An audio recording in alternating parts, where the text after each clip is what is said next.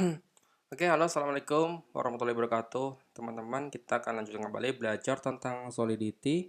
Pada hari ini kita akan bahas tentang kontrak, ya. Mungkin sebelumnya juga telah bahas kontrak, tapi ini lebih ke arah detail kontrak dan apa aja yang bisa dilakukan oleh sebuah kontrak di solidity.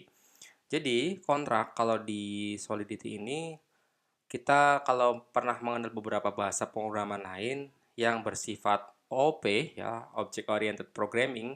Nah, si kontrak ini mirip dengan kelas. Nah, untuk akses modifier yang didukung oleh kontrak yang ada di Solidity itu ada 4 ya, yaitu ada public ya, jadi semuanya itu bisa mengaksesnya. Jadi semua variabel atau kontrak lain itu bisa mengaksesnya. Lalu ada juga akses modifier yaitu eksternal, yaitu cannot be accessed internally. Jadi dia hanya bisa diakses oleh kontrak yang sifatnya eksternal gitu. Lalu ada juga internal, yaitu hanya kontrak tersebut yang bisa mengaksesnya ataupun kontrak turunannya atau yang diwarisi ya. Kalau di sini dibilangnya adalah deriving ataupun kita juga kenal inheritance ya. Nah, lalu ada privat ya, jadi hanya bisa diakses oleh kontrak tersebut. Nah, untuk skemanya kurang lebih saya gambarkan seperti ini.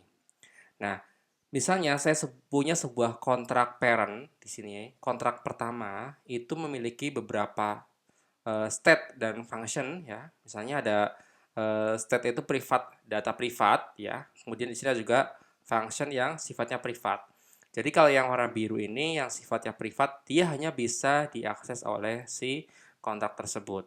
Namun untuk yang sifatnya public seperti ini ya, public ataupun internal, maka dia bisa diakses oleh kontrak lain. Nah, kontrak lain ya seperti ini.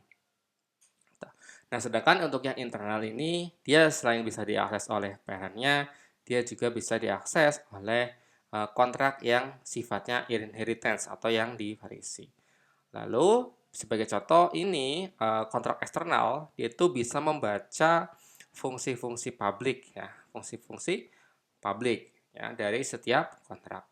Nah, agar teman-teman lebih paham tentang si kontrak ini, kita akan langsung praktek saja pada remix Ethereum-nya ya.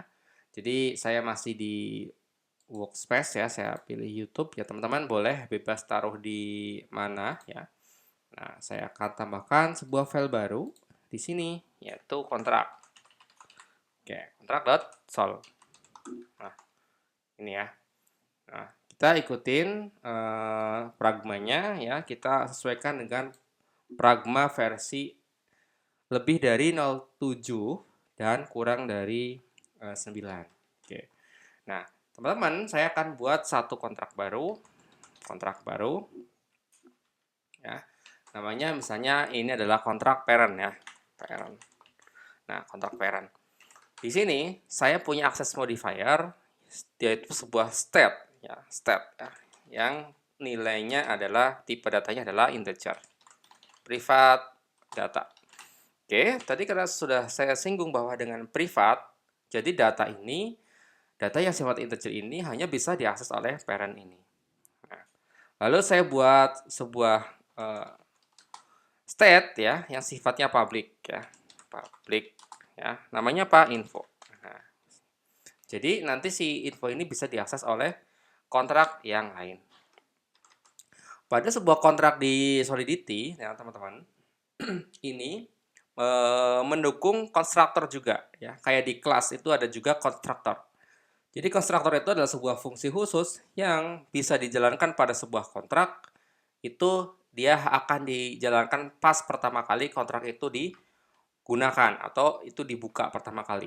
Nah, sebagai contoh, saya akan membuat sebuah apa ya, konstruktor ya. Jadi sebuah konstruktor yang akan dijalankan pertama kali, yaitu saya akan melakukan set nilai pada state info. State info nilainya 10. Oke. Jadi teman-teman, nilai state ini pas dijalankan pertama kali akan bernilai 10. Kenapa? Padahal di sini infonya kosong. Karena kita menjalankan yang apa yang ada di konstruktor ini. Jadi konstruktor itu memang dijalankan pertama kali pas sebuah kontrak itu dijalankan. Jadi secara otomatis maka nilai info akan diisi dengan nilai integer yang jumlahnya adalah 10. Nah, sekarang saya akan buat sebuah function ya, function juga ya. Function apa? Function misalnya increment. Oke. Increment. Oke. Dia pakai parameternya adalah integer ya. Jadi si function increment ini nanti dia minta gitu ya, minta parameter gitu ya. Ya. Dia saya pakai pure ya. Karena saya hanya mengembalikan satu kembalian saja, itu nge-return satu nilai saja, jadi kita bisa pakai return. Oke. Pakai return. Returnnya adalah A plus 1. Jadi teman-teman, yang terjadi adalah si fungsi ini dia akan secara otomatis menambahkan angka yang telah kita inputkan. Sebagai contoh, ketika saya masukkan 2, maka nanti dia akan mengembalikan 2 tambah 1 gitu ya. Jadi nilainya 3. Nah, saya juga ingin mengetes di sini bahwa apa benar sebuah function yang sifatnya privat itu hanya bisa diakses oleh si kontrak tersebut atau kontrak lain boleh menggunakannya ya. Jadi saya buat fungsi increment ya. Jadi namanya fungsinya set increment. Nah, tujuannya adalah untuk menampilkan public.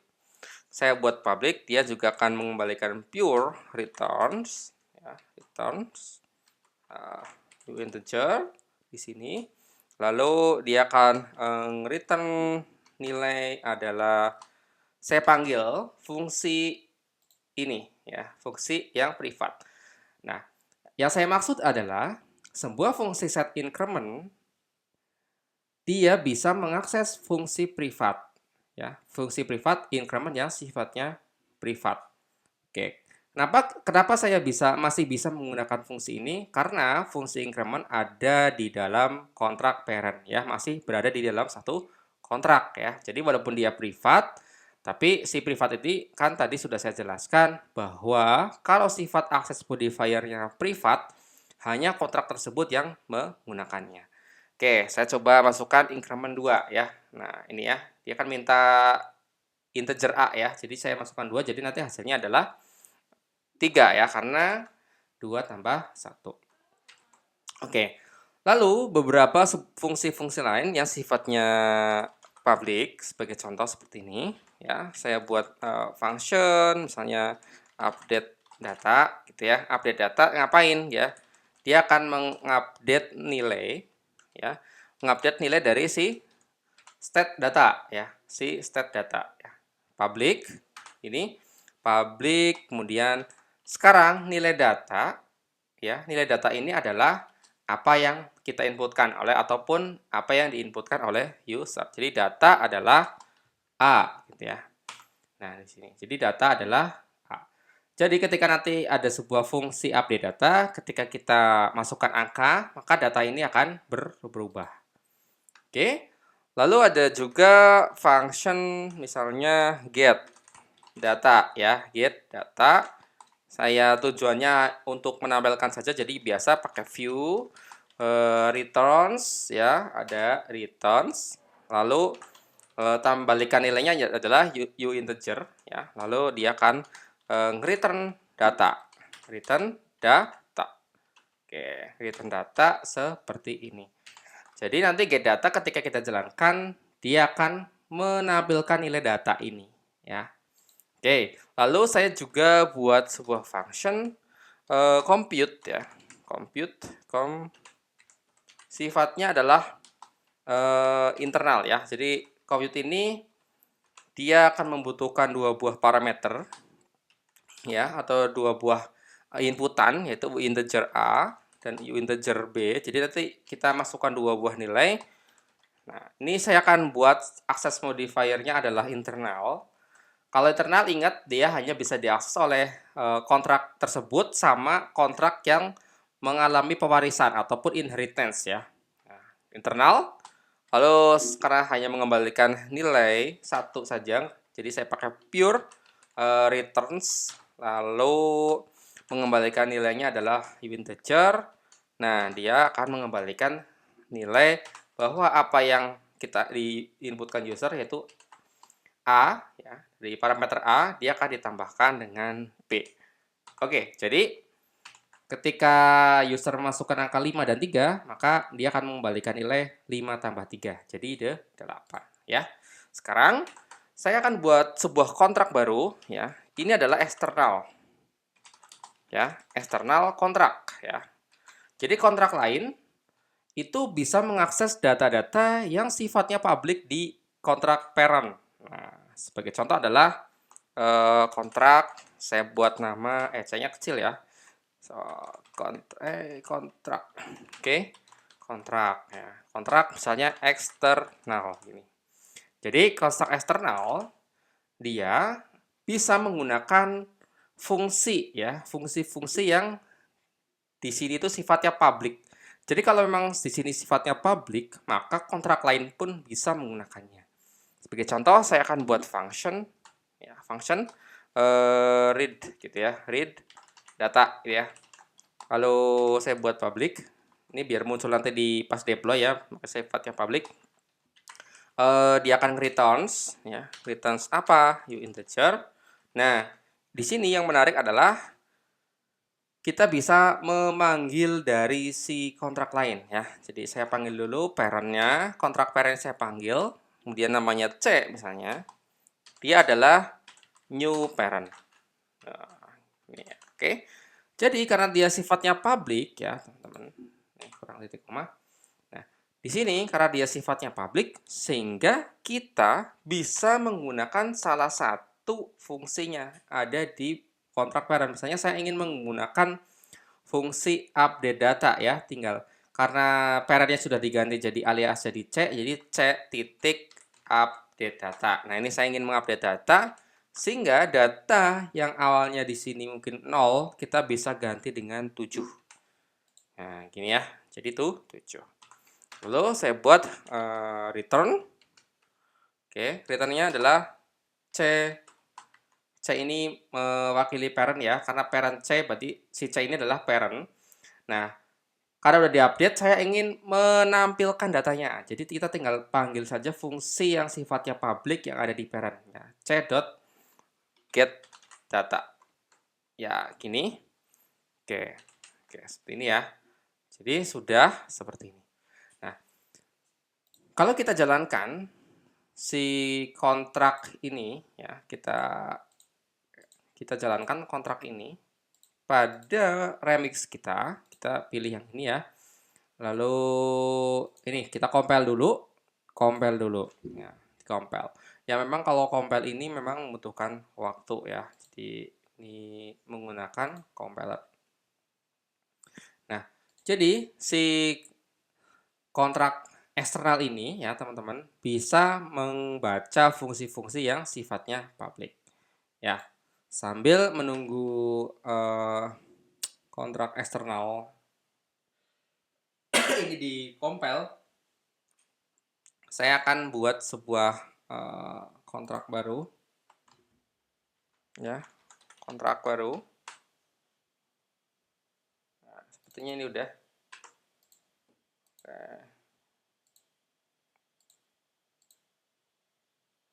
Belum ya, belum selesai. Kita compile, ya membutuhkan waktu yang cukup lama untuk melakukan compile.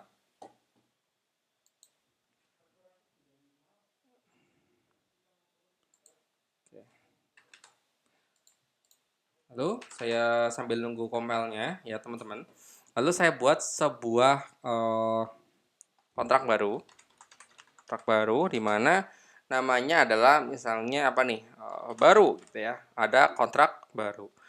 Nah, saya akan tunjukkan bahwa kontrak baru ini sebetulnya dia itu diwarisi ataupun adanya inheritance dari kontrak parent. Oke. Jadi kontrak baru is misalnya parent. Oke. Jadi kontrak baru ini adalah si parent. Jadi si kontrak ini mewarisi semua yang ada di parent, baik datanya, baik state-nya, baik si function-nya gitu ya. Itu bisa. Nah, sekarang tapi sifatnya public dan yang sifatnya internal. Tapi yang privat itu tidak bisa ya, tidak bisa. Oke, saya buat kontrak baru tersebut ya. Nah, di sini saya juga punya state ya. State-nya result. Oke. Punya state ini, lalu si parent-nya dia adalah, saya buat satu state lagi yaitu C dari parent ya. Jadi si parent ini adalah C. Sekarang saya jalankan sebuah constructor di sini. Nah, constructor di mana si C ini adalah new parent. Nah, oke. Jadi si C adalah parent gitu ya. Si C adalah si parent. Oke. Lalu untuk sebuah functionnya, function ini, function yang mengambil nilai hasil di mana ada fungsi compute di sini. Fungsi compute ini dia akan mengembalikan nilai apa yang diinputkan oleh si user. Jadi kalau kita menggunakan uinteger A dan uinteger B di sini, dia akan menjumlahkan nilainya, yaitu A tambah B. Jadi get compute ya, get compute. Compute result. Oke, sifatnya public. Sifatnya public di sini. Oke. Jadi untuk result yang di sini, state result yang sifatnya privat di sini, hasilnya adalah dari compute ya. Ya. Compute ini dari mana? Compute ini karena si baru ini merupakan kontrak yang merupakan pewarisan atau derived dari si parent, maka dia bisa menggunakan fungsi yang sifatnya internal ataupun public dari si parent ya. Jadi dia bisa menggunakan compute ya, compute. Misalnya saya ingin melakukan compute 3,5 ya. Jadi nanti hasilnya adalah 8. Oke, ini. Oke. Lalu saya juga akan membuat sebuah tampilan untuk menampilkan hasil ini ya. Jadi function kemudian get result ya, sifatnya public ya, biar nanti bisa muncul di kontrak smart kontrak kita. Returns biasa nilainya integer, lalu saya buat balikan nilai adalah return result. Nah, return result. Oke ya, seperti ini ya. Oke. Nah, contoh lain adalah kita bisa juga mengambil data info ini ya. Saya ingin menampilkan info. Nah, ini kan sifatnya public nih. Nanti dia bisa ditampilkan di sini ya. Jadi tinggal kita buat function gitu ya. Get data baru misalnya. Sifatnya public, kemudian view ya, returns mengembalikan nilainya adalah integer, lalu dia akan return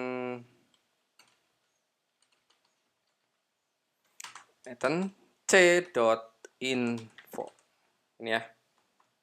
Oke. C itu adalah parent, infonya adalah info ini. Oke ya. Jadi info yang ada di parent itu bisa dibaca oleh kontrak yang ada di sini. Oke. Oke, lama ya ini ya. Coba saya akan compile.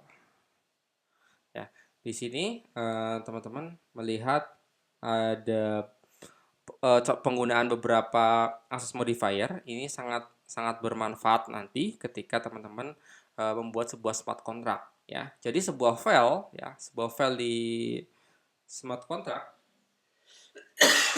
itu bisa multiple kontrak ya teman-teman ya. Bisa multiple kontrak.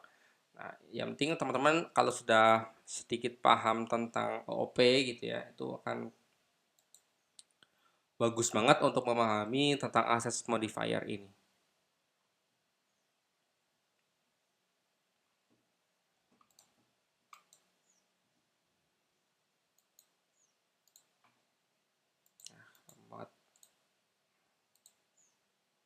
Saya reload dulu ya, teman-teman ya. Saya reload karena memang eh,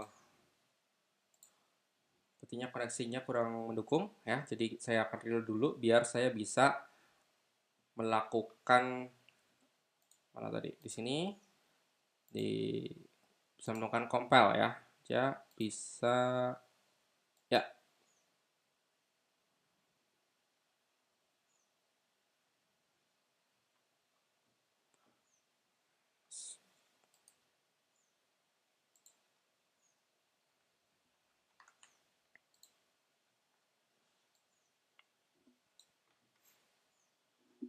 Oke, masih belum bisa